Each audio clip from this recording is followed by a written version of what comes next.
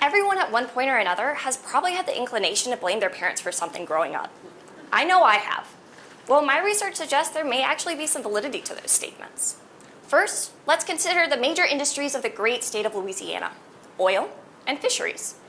Combined, these industries provide nearly 10,000 jobs. However, they've often been at odds with each other, as in the case of the Deepwater Horizon oil spill, which devastated both industries and environment back in 2010. Now, I assure you the focus of my talk today isn't the Deepwater Horizon oil spill, an event that many of you remember well. The goal of my talk is to point out that 30 million gallons of crude oil, approximately 1/4 the amount released during Deepwater Horizon, was expelled into the environment in 2018 alone. Not only that, but yearly 330,000 gallons of crude oil is released right here off the coast of Louisiana. And I provide those statistics to impress upon you the relevancy of understanding the effects of crude oil on both human and environmental health today. And though many studies have looked at the short-term effects of crude oil exposure, I look at the long-term effects that span multiple generations. And since experiments on humans are often frowned upon, I focus on the Gulf killifish, a common minnow and bait fish found in the Gulf of Mexico.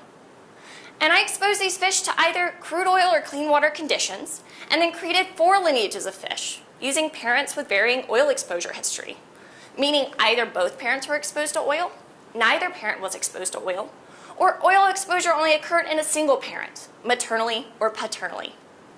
And given this design, I was able to create lineages of fish who had only been exposed as egg or sperm, never directly coming in contact with crude oil.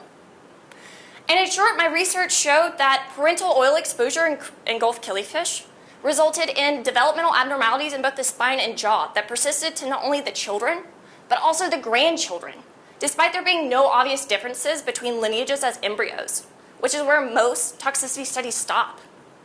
Specifically, when you consider looking at only fish whose fathers were exposed to oil, we see an increase in occurrence and severity of these deformities, where though they survived under lab conditions, they had a decreased ability to both swim and capture live prey. These findings suggest that traditional embryonic assessment of toxicity may not be sufficient for estimating the impacts of crude oil.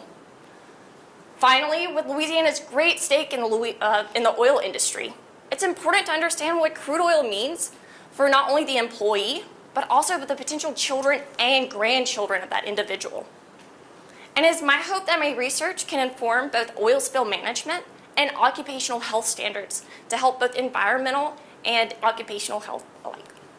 Thank you.